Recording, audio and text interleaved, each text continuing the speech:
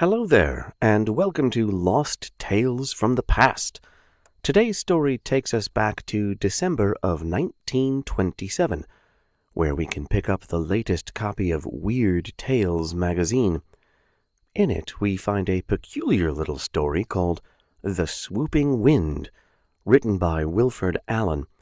He doesn't seem to have a very large body of work, but after reading this, I'm tempted to see what else is out there. So sit back, get comfortable, make sure the storm shutters are secure, and get ready for The Swooping Wind by Wilford Allen. The gray little old man, sitting so lonely on the rustic bench under the great oaks, interested me. He seemed so out of place there at first glance. Yet as one drew close enough to note the details of his action, there was a peculiar, indescribable something about him, which one learns to recognize about such places. It is always found in certain types, a rather aimless air of gentle contentment. So I sat down beside him, for I knew he wanted to talk. "A very pleasant day, sir," he began at once, politely. "Yes, indeed," I responded. "Rather unusual at this time of year, is it not?" "Oh, not at all, sir, not at all. I venture to say that the temperature today is about 82 degrees, not more than a degree from the normal at this time, and all the meteorological conditions, wind, sky, humidity, all are quite normal, abnormally normal, sir, if I may use the expression." His assertions, while quite dogmatic, were belied by the gentleness of his voice and expression as he spoke. "You are well acquainted with the weather here, I see," I put in. "Rather," he smiled. "I ought to be. Pardon me for speaking without introducing myself, sir. I am William Estridge, Dr. William Estridge. Yes, I know you know me now. And you are—" "Charles Fritwell," I supplied. "I am certainly pleased to know you, sir," he assured me, and I knew he spoke the truth. "It is a pleasure to meet someone with whom I can talk to as an equal. Oh, these people around here," with a shrug, "oh, they mean all right, but one really can't talk to them. I have to do all the thinking myself, and I really miss the exchange of ideas which I should have. Tomorrow I start on my greatest work. Oh, but there, I mustn't bore you with that," he finished deprecatingly. I hastened to assure him that I should be most happy to hear him tell of his work, but for the time he had switched off.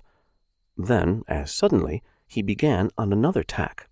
"Do you know, sir, there is something that I must tell you. I have never told anyone before, well, they always laugh at me. I know that if another told me, I should laugh at him, but I know that you will not laugh, so I will tell you." It is surprising how little the run of people can understand when it is outside of the little whirl of their search for the pleasure of the moment, I said. "I shall be very interested in listening to you." "I knew you would." He was quiet a minute, several minutes. I had begun to think he had turned off on still another tangent, when suddenly his whole manner changed, and he turned toward me almost fiercely. "You know me, he repeated huskily. I nodded, for since he had introduced himself I knew him, if not before. "Yes, you know me. Every educated person does. I am Dr. William Estridge. It is through my studies that we are able to predict the movement of storms. Oh, you were prescient, sir, in grasping as you did, without my speaking of it, that I am acquainted with the weather. I should be, for I was born, put into this world for a purpose, although I was a stupidly long time in learning that fact. And that is what I must tell you. I was just a child when it happened the first time, too young to be expected to realize its meaning. For that matter, who would have read the meaning in a single happening? I shall never forget that day. Never. We lived in the country, and several of us were on our way home after school across the fields. Crossing the fields was forbidden to me, for a bowl of uncertain, or perhaps I should say of certain reputation, made that field his stamping ground.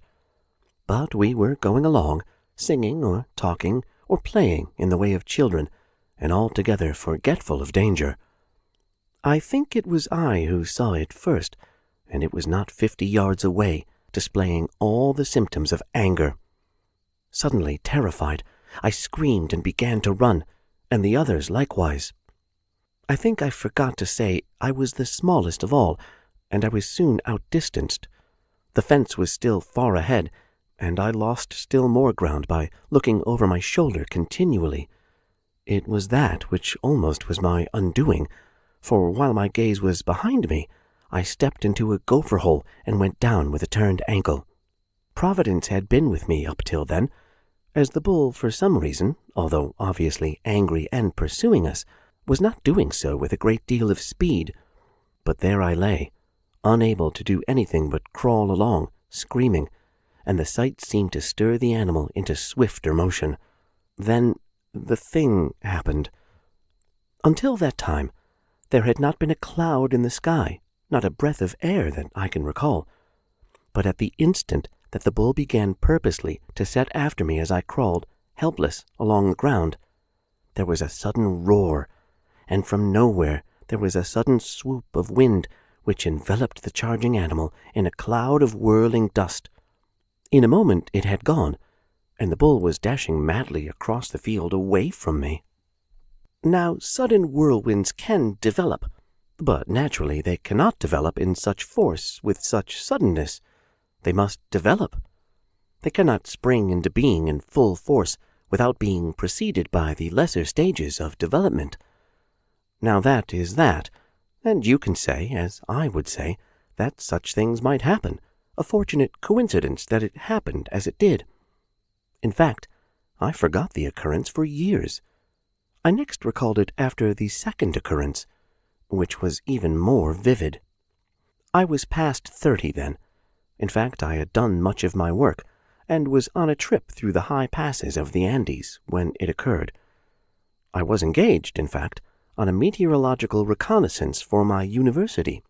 We had reached the summit of the pass, and seeing a level-topped peak of considerable size to the side, I was on the point of turning toward it. Ahead of us, not more than a quarter of a mile, was a party of about 15 men approaching us. My guides seemed a bit worried, and I was on the point of asking them what the matter was, when it happened. The sky had been cloudless, though in this case there was a strong wind blowing through the pass at our backs. With the suddenness of a clap of thunder, I again heard the roar, but where the first time it had seemed to have only terrifying force, this time it was of destructive intensity, ravening. The sky was as black as though an ash cloud had passed over the sun, and with the roar the wind swooped down. Where we were, there was a strong wind. Ahead of us we could not see, then, but after the wind had subsided, as suddenly and inexplicably as it had descended, and we went ahead to investigate, we could see the effects of its force. Now, I know I have calculated the strength of the tornadic winds, which in the Great Plains can drive a splinter of wood through a tree trunk. It is in the neighborhood of 400 miles an hour.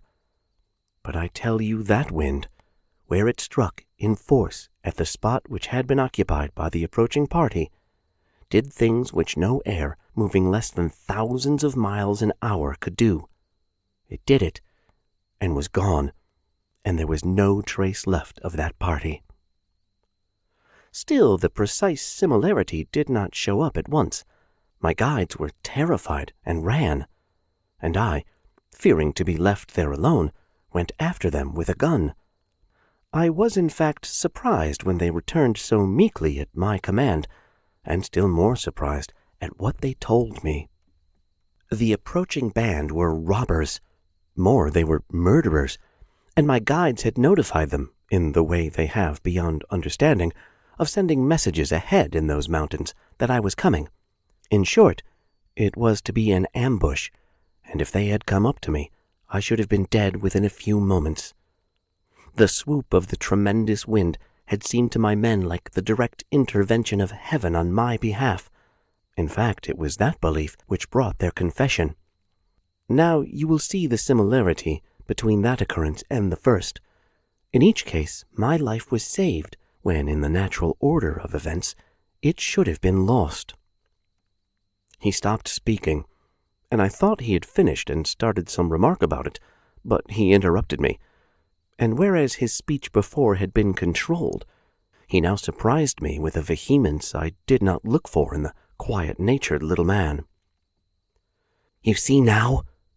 He leaned forward, and his face worked convulsively. "You see? Each time to save me.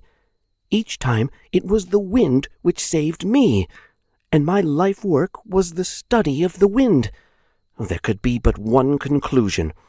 I am to make great discoveries in meteorological science, and the elements themselves will protect my life until I have accomplished my work. It must be a great work to interest nature herself to set aside her laws in my favor. No other man has had that done for him." "That is a most fascinating thought," I put in, but he waved me into quietude as he continued. "But the last time, God, there you will forgive me if I seem to blaspheme. If I had my way, I'd damn it all for the mockery it is. But I can't. I can't. My God, I'm helpless, just an instrument denied its own life, its own happiness." Soon after that second time of which I spoke, I met a girl. You can guess what happened. Temporarily, I told myself it would be only temporarily, my scientific interests were forced into second place, a second place so far out of mind as to be almost non-existent. For I had already achieved a position in the world. I had already done work which many could not equal in a lifetime, and if I had found the new interest of a real love, which should drive the other interest from my heart, well, I could afford to, very well. So we were married, and on our wedding trip went down along the coast of South America, down the west side, intending to return up the other side. But we never reached it. My God, Fritwell! The tears stood in his eyes as he turned to me, although his voice did not reach. Fritwell, I can never forget that night. And that is the reason that in all the years since then, I have never been able to concentrate on the work I must do before I am allowed to die. But tomorrow, I think I will manage to start again. But that night, it was a perfect evening of the Chilean summer, and the soft chords of thrumming Spanish melodies floated over the ship as we sat about or paraded the decks. Inside of the dancing salon, there was the gleam of eager faces, alight with color and animation as the dancers swung to the orchestra's strains. We had danced and were outside, looking over the water, with the stars shining down on us from above and reflected back at us by the smooth black water. We talked low, listening at the same time to each other's voices and to the waltz. It was Sobre las Olas, the prettiest piece in the world when a Spanish orchestra plays it over Spanish waters on a summer evening. If there was trouble in the world, we had forgotten it. There was nothing on the boat save joyousness and youth and love. We were planning. They always plan on their honeymoon, if it is the real thing. And we were planning softly together, and I was drinking in the musical sound of her voice, more wrapped up in it than in the meaning of her words, when it struck. It struck, damn it, it struck. And she knew what it meant to do, for as all the world seemed to be whirling in the one tremendous swoop of the wind, literally tearing the ship and the sea to pieces, and mixing them until only God himself could tell which was sea and which was ship, I tried to clutch her to me. But she struggled to break away, and through the roar of all the gales that ever blew, concentrated at that one point in the moment, somehow, I can't say how, I heard her words. "Let me go, Will. Let me go. Can't you see? Don't you know? You can't have me and your work both. It has come for me. Let me go. Oh, let me go!" My God, she was right. Right out of my arms it snatched her, and then all was still again.